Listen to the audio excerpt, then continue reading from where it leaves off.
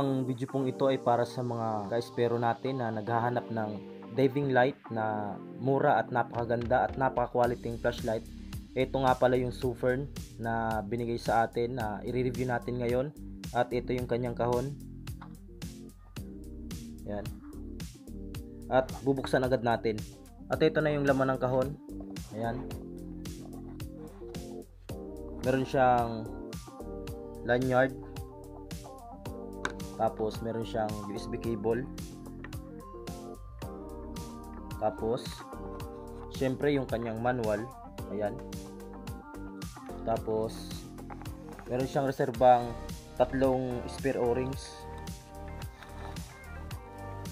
At yung ating battery charger, single battery charger. At syempre yung ating diving light na Sufern. Ayan. At nandito na nga pala yung battery sa loob ng flashlight. Ito yung kanyang battery. 21700, 5000 mAh, tapos 3.7 voltage. Yan. Yan na yung lahat ng laman ng kahon. At ito na yung ating Sufern na SD09 at meron din siyang dalawang klase. Yung merong large, yung dalawang battery, at ito yung small ng SD09. At meron pala siyang auto lock function. Kapag hindi nyo siya ginamit ng 3 minutes ay kusa siya naglalak. At kapag bubuksan nyo at i-unlock nyo ay pipindutin nyo lang ng 2 beses. At kapag pinindot nyo itong nakalock, magaganyan lang yan, magbiblink lang siya na magbiblink. At kapag unlock naman, double tap lang. Ayun, umilaw na siya. At meron siyang 4 modes, yun yung low, medium, high, at yung kanyang strobe. At kapag low niya, ito yung low niya, umaabot siya ng 500 lumens. At kapag ang runtime naman niya ay umaabot ng 9 hours. Pag ito yung gamit nyo, yung low. Tapos ang kanyang beam distance o yung layo niya ay umaabot ng 140 meters. Tapos yung kanya namang medium, ito yung kanyang medium, yan, ay 1200 lumens. At ang kanyang runtime ay umabot ng 4.7 hours. Ayun. Tapos meron siyang beam distance na 235 meters. At kapag yung high naman, ito yung high, ay ang kanyang lumens ay 3400 lumens. At ang kanyang runtime ay umaabot lang ng 2.2 hours. Yun. At ang kanyang beam distance naman ay umaabot ng 375.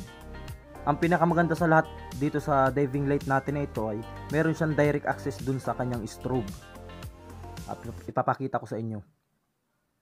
Ayan, i-double click nyo lang yung dalawang button, yung isang button, mag-i-strobe na yan. Ito, napakaganda nitong panghunt ng pusit o yung panos o lumot kung tawagin sa ibang lugar. Talagang hilo ang panos dito kapag ito yung ginamit mo. Ayan, napakaganda nitong panghunting ng panos at ng cuttlefish. Talagang hilo ang inyong makikitang panos dito. At ang kanyang weight kapag walang battery ay umaabot ng 203 grams.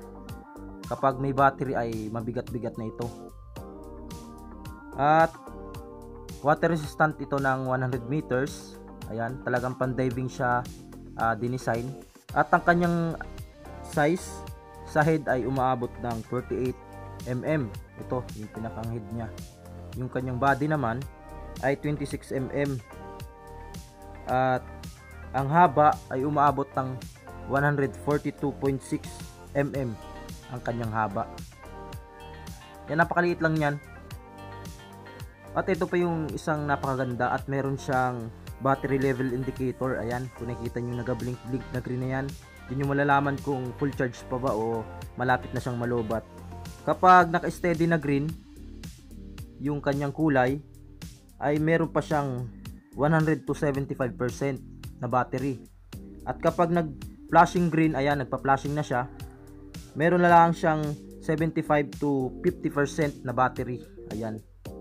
At kapag nagbago naman yan at naging red at hindi na siya nag-flashing na red, umaabot na siya ng 50% to 25%. At kapag nag-flashing na red ay less than 25% na lang yung natitira ng inyong battery, kaya ipag-charge na yun kapag ganong sitwasyon. At paano ba ito i-operate? Tuturo ko sa inyo kung paano i-operate. Kapag bubuksan nyo, kagaya nung kanina, kapag nakalock siya, double tap.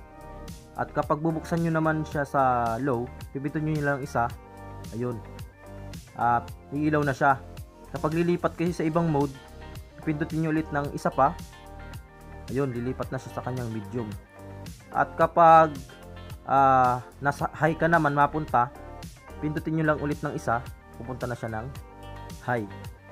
At kapag strobe naman, ay double tap para mag-strobe, yun. Double tap lang kapag strobe. Ayun. At makikita nyo yung iba pa niyang specs dyan sa ating screen. Yan.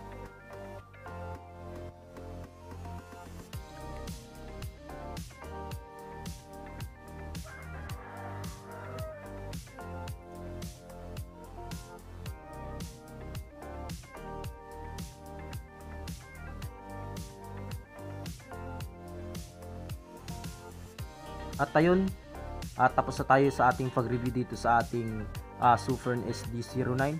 Kayo na po ang bahalang humusga kung pasado pa po ba dyan sa inyong puso itong ating diving light na nire-review ngayon galing kay Sufern. At talaga namang i-recommend ko sa mga ka-espero natin na bibili pa lang ng diving light ay dito na kayo bumili sa Sufern dahil sa napakaganda at napakaliit lang at kayang-kayang ibulsa ang mga ganitong flashlight. Talaga namang napakatagal ding malubat, umaabot siya ng 9 hours kapag ang ginagamit mo lang ay yung pinakang mahina niyang mode. At kung nagustuhan niyo yung ating pag-review dito ay ilalagay namin yung kanilang link sa aming description box at ilalagay namin yung kanilang store dyan sa aming screen at kayo na pong bahalang umorder. At ayan, maraming salamat po sa inyong panunood. Sana po ay nagustuhan niyo yung ating pag-review sa ating bagong diving light na galing kay Sufern, ang SD09 diving flashlight.